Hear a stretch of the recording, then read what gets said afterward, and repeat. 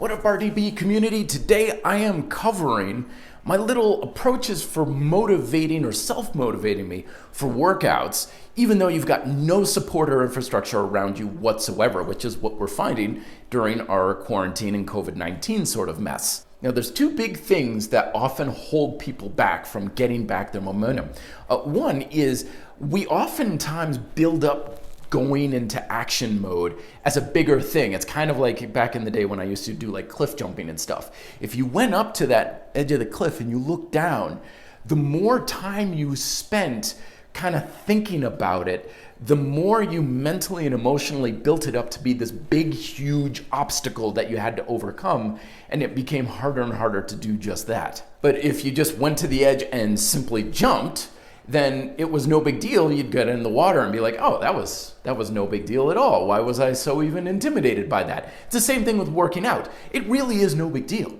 It isn't this big, huge thing. We're not moving mountains.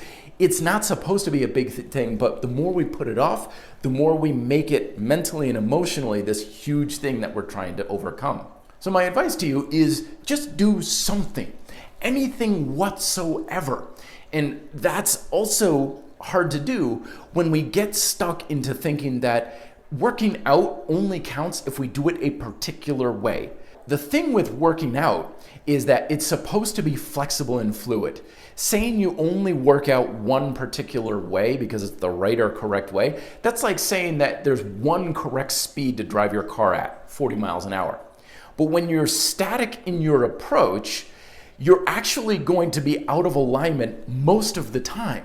If you drive your car 40 miles an hour, most of the time you're either going to be speeding or you're going to be driving so slow that it could be either dangerous or it's not getting you as where you want to go as quickly as possible.